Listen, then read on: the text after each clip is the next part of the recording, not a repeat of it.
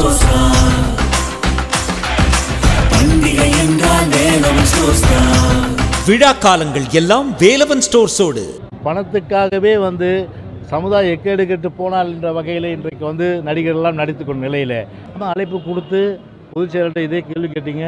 அவர் என்ன சொன்னார்? விருப்பப்படுறவங்க போகலாம். அந்த பொலிட்டிக்கல் ஈவெண்ட்டா இல்லையா, அந்த கொஸ்டினுக்கு பதில் சொல்ல வேண்டியது யாரு? நீங்க காளை மாடு கூட்டுவாங்க, நான் அடக்கி காட்டுறேன். அரசியல் எத்தனை இது ஓடாத மாடுகள்லாம் இருக்கு, அதுக்கிட்ட நான் போறதில்லை. ரஜினிகாந்த் முதல்ல சொல்லிட்டோம், நான் சொல்றேன். அறையில் நடந்தது எப்படி அம்பலத்தில் சொல்ல முடியும்? ரெட்டலை தான் பெரிய அளவுக்கு துளிர்த்து இன்னைக்கு ஒரு பசுமையா, என்னைக்குமே பார்த்தீங்கன்னா ஒரு பசுமைன்னு சொன்னா அது ரெட்டலை தான். அதுகிட்ட எதுவுமே எடுபடாது. ஓகே, அனைவருக்கும் இனிய காணும் உங்கள் நல்வாழ்த்துக்கள். உங்களை எல்லாம் கண்டதில் மிக்க மகிழ்ச்சி. உங்கள் அனைவருக்கும் தமிழ்நாட்டு மக்களுக்கும் காணும் பொங்கல் வாழ்த்துக்களை மகிழ்ச்சியோடு தெரிவித்துக் கொள்கின்றோம். The greatest of all times, அதாவது நேற்றும் இன்றும் சரி, நாளையும் சரி, என்றுமே நம் பொன்மனச்செம்மல் இதே புரட்சி தலைவர் டாக்டர் எம்ஜிஆர் அவர்கள் தான். அதனால் the greatest of all times என்று சொல்லக்கூடிய அளவுக்கு கோட். அந்த அளவிற்கு அவர் மறைந்தாலும் இன்றும் அவர் தமிழ்நாட்டு மக்களோடு வாழ்ந்து கொண்டிருக்கின்றார்கள். தமிழுடைய அத்தனை நெஞ்சங்களிலும் வாழ்ந்து கொண்டிருக்கின்றார்கள். அத்தகைய ஒரு சகாப்தம் படைத்த, வாழும் காலத்தில் ஏழை எளிய மக்களுக்காகவே வாழ்ந்து மறைந்த நம்முடைய பொன்மனச்செம்மல் இதயம் புரட்சி தலைவர் டாக்டர் எம்ஜிஆர் அவர்களுடைய 107வது பிறந்த தின விழா. பொன்மனச்செம்மல் புரட்சி தலைவர் டாக்டர் எம்ஜிஆர் என்று சொல்லும்போது அந்த 3 எழுத்து எம்ஜிஆர் என்ற அந்த திருமந்திரம், அவர் கண்ட சின்னம் இரட்டை இலை.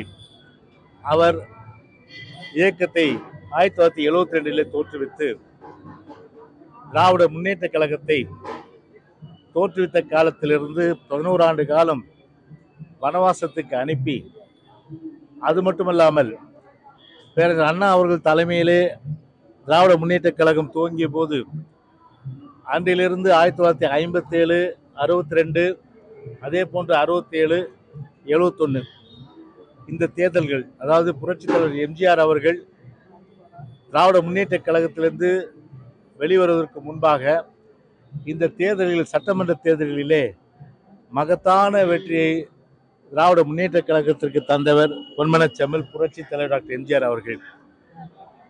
குறிப்பாக 1967 சரி, அதே போன்று 1971 சரி, ஒரு மாபெரும் வெற்றி. அந்த மாபெரும் வெற்றி 1971 போது புரட்சி தலைவர் எம்ஜிஆர் அவர்களால் 180 சட்டமன்ற தேர்தலில் 180 இடங்கள் பெற்று ஒரு மகத்தான வெற்றியை பெற்றார். இப்படி நான் இந்த ஒரு வரலாறை சொல்லும்போது நீங்கள் நினைத்திருக்கக்கூடும், அதாவது பொன்மனச்செம்மல் புரட்சி தலைவர் டாக்டர் எம்ஜிஆர் அன்றைக்கு அண்ணாவுடைய தலைமையிலே அன்றைக்கு கழகம் இயங்கும் போது புரட்சி தலைவர் எம்ஜிஆர் இருந்ததனால் கழகம் ஒரு மாபெரும் திராவிட முன்னேற்ற கழகம் மாபெரும் வெற்றியை பெற்றது. பேரறிஞர் அண்ணா அவர்கள் கூட 1967 எல்லோரும் போய் பேரறிஞர் அண்ணா அவர்களை பார்க்கும்போது, அந்த வெற்றிக்கு அவர்கள் மாலை அணிவிக்க சென்ற போது பேரறிஞர் அண்ணா அவர்கள் பெருந்தன்மையோடு சொன்னார்கள், 1967 இந்த வெற்றிக்கு காரணம் நான் அல்ல, பரங்கிமலை. பொன்மனச்செம்மல் புரட்சி தலைவர் எம்ஜிஆர் அவர்கள் தொகுதியான பரங்கிமலைக்கு சொந்தக்காரர் என்று சொல்லி அவரை போய் பாருங்கள் என்று சொன்னார்கள். அப்படி பெருந்தன்மையோடு பேரறிஞர் அண்ணா அவருடைய வழியை தலைமையில் ஏற்றுக்கொண்டு, அண்ணாவிற்கு அடுத்தபடியாக, திரு மு கருணாநிதி கூட கிடையாது, அண்ணாவிற்கு அடுத்தபடியாக பொன்மனச்செம்மல் புரட்சி தலைவர் எம்ஜிஆர் அவர்களுடைய அந்த உழைப்பு, அந்த தியாகம், அதே போன்று திரைப்படத்திலே அவர் கழக கொடியை அன்றைக்கு காண்பித்தது, அது மட்டுமல்லாமல் அது அண்ணாவினுடைய அந்த கொள்கைகள், லட்சியங்கள் எல்லாவற்றையும் பட்டி தொட்டியெல்லாம் பரப்பி புரட்சி தலைவர் எம்ஜிஆர் அவர்கள் ஒரு திராவிட முன்னேற்ற கழகம் அன்றைக்கு வளர்ச்சி அடைவதற்கும், அதே போன்று சட்டமன்றத்தில் மாபெரும் வெற்றியை பெற்று 72 புரட்சி தலைவர் அவர்கள் பிரிந்த பிறகு திராவிட முன்னேற்ற கழகம் தீய சக்தி திரு மு கருணாநிதியினுடைய பிடியிலிருந்து கழகத்தை நாம் பிடியிலிருந்து தமிழகத்தை மீட்டு ஒரு தமிழர்களுக்கு நல்வாழ்வு அளிக்க வேண்டும் என்ற வகையிலே புரட்சி தலைவர் எம்ஜிஆர் அவர்கள் 72 பிரிந்து அதன் அடிப்படையில் முதல் பாராளுமன்ற தேர்தல் திண்டுக்கல் பாராளுமன்ற தேர்தல். அந்த பாராளுமன்ற தேர்தலில் எவ்வளோ அடக்குமுறைகள், திராவிட முன்னேற்ற கழக தலைவர் திரு கருணாநிதி அவர்கள் அன்றைக்கு முதலமைச்சராக இருந்து அவ்வளவு அடக்குமுறைகள் ஏவி விட்டும் கூட கிட்டத்தட்ட 3வது இடத்துக்கு திமுகவை தள்ளி ஒரு மாபெரும் வெற்றியை இமாலய சாதனை புரட்சி தலைவர் பிடித்தார்கள். அதற்கு பிறகு கோயம்புத்தூர் மாவட்டத்தில் ஒரு இடைத்தேர்தல், அதே போன்று புதுச்சேரியிலே முதலாக அனைத்து இந்திய அண்ணா திராவிட முன்னேற்ற கழகம் ஆட்சியை புரட்சி தலைவருடைய ஆட்சியை அங்கே அலங்கரிக்க செய்தவர் நம்முடைய புரட்சி தலைவர் எம்ஜிஆர் அவர்கள். குறிப்பாக புரட்சி தலைவர் எம்ஜிஆர் அவர்கள் இந்த இயக்கத்தை ஆரம்பித்ததே திமுக என்னும் தீய சக்தியை தமிழகத்திலிருந்து மீட்க வேண்டும் என்று சொல்லி அந்த வகையிலே ஒரு மிகப்பெரிய ஒரு வரலாற்று சாதனை ஏற்படுத்தி ஒரு முதலமைச்சராக வந்து ஏறக்குறைய மக்களுக்கு பல்வேறு திட்டங்கள் எல்லாம், உதாரணத்துக்கு எவ்வளோ திட்டங்கள் நாம் சொல்ல வேண்டும் என்று சொன்னாலும் கூட, குறிப்பாக இன்றைக்கும் உலக அளவில் ஒரு ஐநாவால் போற்றப்படுகின்ற திட்டமாக இருக்கின்ற ஒரு சத்துணவு திட்டம். அந்த சத்துணவு திட்டம் இன்றைக்கும் ஒரு மிகப்பெரிய அளவுக்கு ஒரு 80 லட்சம் குழந்தைகள் வயிறார உணவு உண்ணுகின்ற சத்துணவு திட்டத்தை கொண்டு வந்தார்கள். அதே போன்று ஒன் லைட் சர்வீஸ் என்று சொல்லக்கூடிய ஒரு வீடு இருந்தால் கிராமத்திலே விளக்கில்லாமல் இருக்கின்றார்கள், அவர்களுக்கு ஒரு விளக்கு மின்சாரத்தை கொடுக்க வேண்டும் என்று சொல்லி அந்த ஒரு விளக்கு மின்சாரத்தை கூட புரட்சி தலைவர்கள் மின்சாரம் கொடுத்தார்கள். விவசாயிகளுக்கு இலவச மின்சாரம், அதே போன்று கோப்புகளிலே கையெழுத்திடுகின்ற அந்த ஒரு தமிழிலே கையெழுத்திடுகின்ற அந்த ஆணை, அதே போன்று உலக தமிழ் பல்கலைக்கழகம், தமிழ் சங்கங்கள், இது போன்ற எண்ணற்ற வகையிலே தமிழ்நாட்டிற்கு ஏழை எளிய நடுத்தர மக்கள், காலனி அதாவது அருந்ததியர் மக்கள் அவர்களுடைய வாழ்க்கை கொடுப்பதற்காக இலவசமாக காலனி திட்டத்தையும் அன்றைக்கு புரட்சி தலைவர் கொண்டு வந்தார்கள். இதெல்லாம் நான் சில முத்துக்கள் அவர் கொண்டு வந்த திட்டத்தை, முத்துக்களாக இருக்கின்ற திட்டத்தை நான் சொல்லினேன். நிறைய திட்டங்கள் இருக்கிற நிலையில பொன்மனச்செம்மல் இன்றைக்கும் அவருடைய அந்த ஒரு மல்டி ஃபேசட், ஒரு பன்முகத்தன்மை வாய்ந்தவர். திரைப்பட துறையிலும் சரி, அரசியலிலும் சரி ஒரு கோலோச்சி அதன் மூலம் ஒரு தனித்தன்மையை, ஒரு முடிசூடா மன்னனாக இன்றைக்கும் பட்டி தொட்டியெல்லாம் வாழ்ந்து கொண்டிருக்கின்ற ஒரு மாபெரும் மனிதர், ஒரு சகாப்தமிக்க மனிதர், ஒரு மிகப்பெரிய அளவுக்கு இமாலய புகழ் பெற்ற ஒரு சிறந்த தலைவர் என்று சொன்னால் பொன்மனச்செம்மல் புரட்சி தலைவர் எம்ஜிஆரை சொல்ல வேண்டும். அந்த அடிப்படையில் தான் 107 ஆண்டுகள் இன்றைக்கு அவருடைய பிறந்தநாள் விழா.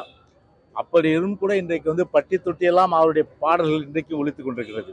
இன்னைக்கு எத்தனையோ திரைப்படம் வருது, ஆனால் அந்த திரைப்படம் நம் நினைவில் நிற்பதில்லை. பார்த்தாலே இந்த படம் இன்னொரு 1 மாதம் கழிச்சு பார்த்தா என்ன படம் பார்த்துன்னு நம்ம சொல்லுவோம், அந்த அளவுக்கு. அதே போல் இன்னைக்கு எத்தனையோ திரைப்படம் வருது, ஆனால் சமூகத்துக்கு ஒவ்வாத கருத்துக்கள், சமூகத்தை சீரழிக்கின்ற கருத்துக்கள், பணத்துக்காகவே சமுதாயம் எக்கேடு கெட்டு போனால் என்ற வகையில் இன்றைக்கு நடிகர்கள்லாம் நடித்து கொண்ட நிலையில் எனக்கு பணம் முக்கியம் இல்லை, சமுதாயத்தை சீர்திருத்த கருத்துக்கள் நான் கொண்டு வருவேன், அதன் மூலம் சமுதாயத்திற்கு நல்ல விஷயங்களை சொல்லுவேன் என்று சொல்லி நல்ல பல பாடல்கள் இன்றைக்கும் கிட்டத்தட்ட நாடோடி மன்னன் சொல்வார்கள். இந்த மாதிரி திமுக தலைவர் திரு கருணாநிதி அன்னைக்கு வசனம் எழுதிதானே, வசனம் ஒரு 5-6 படத்துக்கு தான், 2 படம் இல்லை, ஆனால் கிட்டத்தட்ட 100க்கும் மேற்பட்ட படங்கள் நடித்த புரட்சி தலைவர் எம்ஜிஆர் 1958 நாடோடி மன்னன் அது வசனம் திரு கருணாநிதி எழுதினாரு. அதே போல் அலிபாபா 42, இது போன்ற ஏகப்பட்ட அளவுக்கு தாய்க்கு பின் தாரம், தாயை காத்த தனையன், தாய் சொல்ல தட்டாது, தர்மம் தலை காக்கும், இப்படி எண்ணற்ற படங்களை எல்லாம் புரட்சி தலைவர் நடித்து கிட்டத்தட்ட அவ்வளவு அளவுக்கு இன்றைக்கு இமாலய வெற்றி பெற்றது. எனவே ஒரு உண்மைக்கு மாறான அந்த கருத்துக்களை நிச்சயமாக அது ஒரு நடிகர்கள் அந்த விழாவில் சொன்னது தமிழ்நாட்டு மக்கள் முகம் சுளிக்கிற வகையில் தான் அந்த கருத்துக்கள் இருந்தது.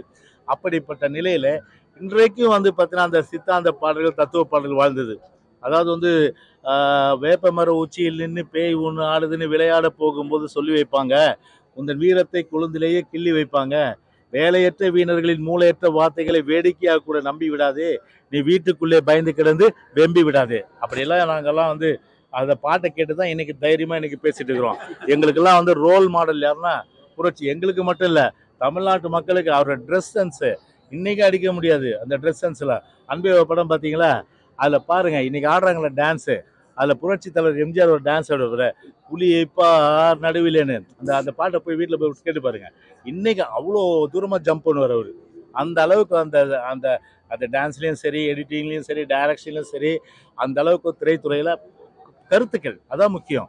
அந்த வகையில் கருத்துக்கள்லாம் நல்ல கருத்துக்கள்லாம் வந்து இது நாடோடி மண்ணில் சொல்லுவார், காடு விளைஞ்சது மச்சான் நமக்கு கையுங்கால் இருந்தால் நிமிச்சம், கையுங்கால் இருந்தால் நிமிச்சம், காடு விளையட்டும் பொண்ணே நமக்கு காலம் இருக்குது பின்னே, காலம் இருக்குது பின்னே, மாட உழைச்சவன் வாழ்க்கையிலே பசி வந்திட காரணம் என்ன மச்சான், அவன் தேடிய செல்வங்கள் யாவுமே ஒன்று சேர்ந்துதான் வந்து தொல்லையடின்னுவாரு. அது மாதிரி இது மாதிரி இது மாதிரி கஞ்சி கஞ்சின்னு சிந்திக்காத, சிந்தித்து முன்னேற பாரு. கஞ்சி கஞ்சின்னு போவாத, வெறும் சாப்பாடை மட்டும் சாப்பிட்டுட்டு விதி வந்தா சாவும், வெந்த சோத்தை தின்னோம், விதி வந்தா சாவும் நினைக்காத. ஆனால் சிந்தித்து முன்னேறணும் வாழ்க்கையில். அப்போதான் உழைப்பு உயர்வுன்ற அடிப்படையில் பல கருத்துக்களை வந்து புரட்சி தலைவர் வந்து எவ்வளோ பாடல் சொல்லலாம் உங்களுக்கு கிட்டத்தட்ட அதுக்கே 1 மணி நேரம் ஆகும் எனக்கு. அதனால் அப்படிப்பட்ட ஒரு மாபெரும் ஒரு சகாப்தம் படைத்து இன்றும் உலக அளவில் தமிழர்கள் மட்டுமில்ல மற்ற மக்கள் மத்தியிலும் சரி தெய்வமாக வாழ்ந்து கொண்டிருக்கின்ற அந்த தெய்வ தலைமகன் புரட்சி தலைவர் எம்ஜிஆர் அவருடைய 107வது பிறந்த விழா இன்னைக்கு கழகத்துடைய பொதுச்செயலாளர் எடப்பாடி அவர்கள் தலைமை கழகத்தில் வருகை தந்து இதய புரட்சி தலைவர் எம்ஜிஆர் மாலையை வருகை தந்து புரட்சி தலைவர் இதயத்துக்கு மாலை அணிவித்து அம்மா அவர்களின் சிலைக்கு மாலை அணிவித்து கழக கொடியேற்றி கேக் வெட்டி அதன் பிறகு அன்னதானம் வழங்குகின்ற இந்த நிகழ்ச்சியெல்லாம் இன்றைக்கு ஏற்பாடு செய்யப்பட்டு இன்றைக்கு இந்த பார்க்க போனால் இந்த எழுச்சியை இன்னும் கழகம் வந்து 1000 ஆண்டுகளாலும் சரி 1000ல் ஒருவர்னா அது நம்முடைய புரட்சி தலைவர் எம்ஜிஆர் மட்டும்தான். அந்த வகையில் 1000ல் ஒருவர் 1000 ஆண்டுகளாலும் சரி 1000ல் ஒருவராக வாழ்ந்து கொண்டிருக்கிறவர் புரட்சி தலைவர் எம்ஜிஆர் அவர்கள்.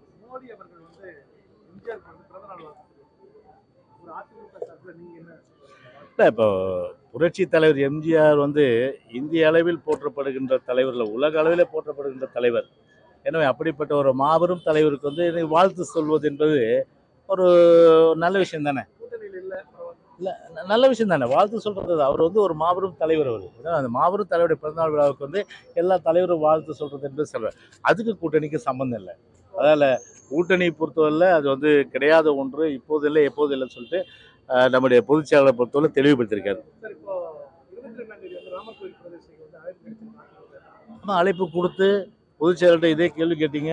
அவர் என்ன சொன்னார், விருப்பப்படுறவங்க போகலாம், அதிமுகன்றது ஜாதி மதம் இனம் மொழி எல்லாவற்றையும் கடந்த ஒரு இயக்கம்.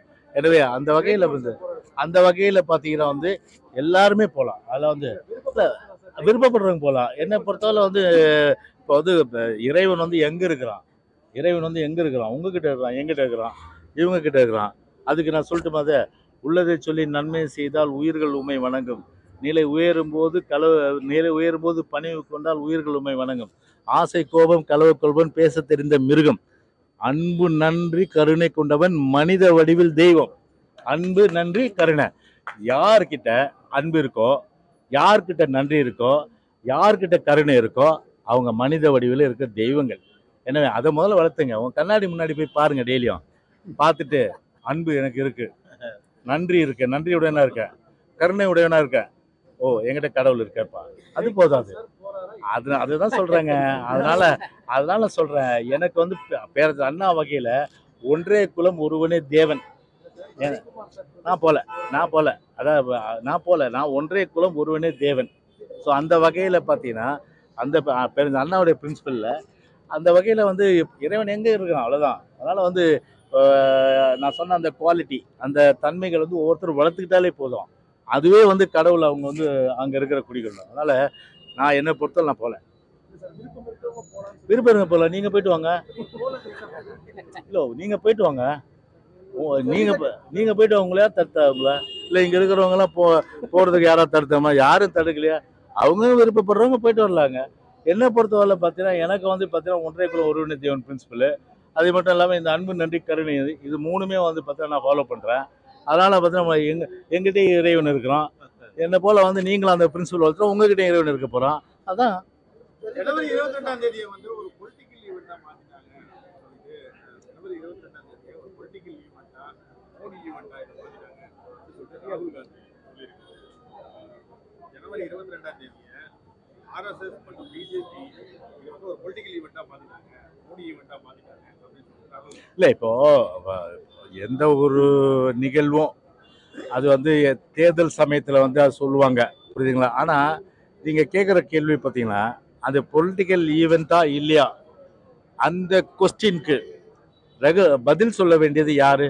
The best judge is the voters. Voter தான் வந்து பெஸ்ட் ஜட்ஜு. அவங்க தீர்மானிக்கிற விஷயம். அதனால் அவங்க தீர்மானிச்சுட்டு போட்டோம். அவங்க முடிவுக்கு விடுறேன் நான். இது அரசியல் ரீதியா இல்லை வந்து உண்மையில பக்தி ரீதியான்றத மக்கள் தீர்மானிச்சுக்கிட்டோம்.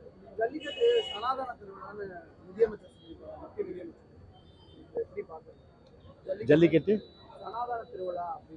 இப்போ ஜல்லிக்கட்டை பொறுத்தவரை உங்களுக்கு தெரியும். உங்களுக்கு அது தமிழர் என்றாலே என்ன, 2 விஷயம், வீரமும் காதல்.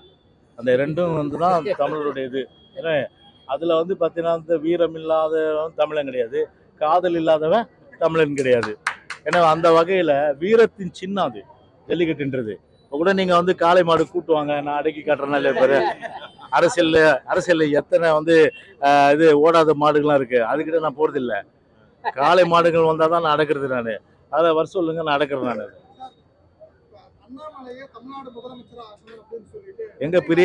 எங்க பிரியன் ஒன்று காணான்னு பார்த்து இதுங்க.